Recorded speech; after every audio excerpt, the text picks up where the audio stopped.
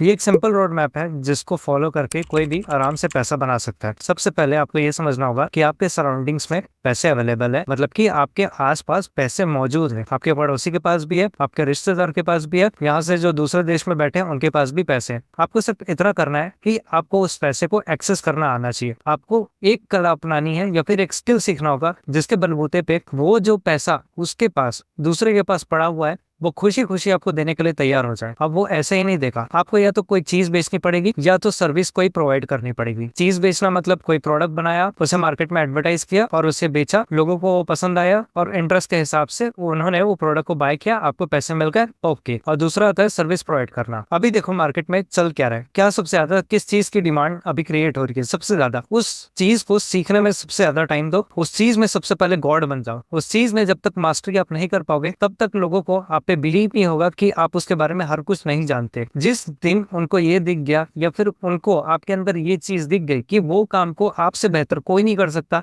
या फिर आपसे बेहतर कोई भी नहीं सिखा सकता, तो आप दूसरों को सर्विस प्रोवाइड करके एक अच्छी खासी इनकम कमा सकते हो। पर मेहनत हर जगह है। जिस तरह सैलरी कमाने के लिए एक एम्प्लॉय हमेशा एक बॉस के लिए काम करता रहता है, आपको अपने लिए खुद एम्प्लॉय बन के अपने आप को बॉस बनाने के लिए कुछ टाइम के लिए खुद को रगड़ना पड़ता है। आपको ये समझना होगा कि एक बिल्डिंग में 2 लोग काम करते हैं, पर एक ही बिल्डिंग में एक एम्प्लॉय ऐसा होता है जिसको 5 घंटे काम करने के सिर्फ 30,000 सैलरी मिलती होगी, और उसी कंपनी में कोई दूसरा एम्प्लॉय होता है जो सिर्फ 3 घंटे काम करके अपनी एनुअल इनकम 1 करोड़ बताता है। तो इतना बड़ा डिफरेंस क्यों है? क्योंकि इंसान की वैल्यू सिर्फ उसके इनकम से होती है। आज वो जितना कमा रहा है वो उतना डिजर्व करता है, बिकॉज उसके अंदर उतना ही नॉलेज है, वो उतनी ही वैल्यू प्रोवाइड कर सकता है दूसरों को। इसलिए पैसा कमाना है समझ आता है, बट उससे पहले अपनी वैल्यू बढ़ाओ। जैसे जैसे आप अपनी वैल्यू को बढ़ाते जाओगे वैसे आपकी इनकम भी समय के साथ बढ़ते जाएगी।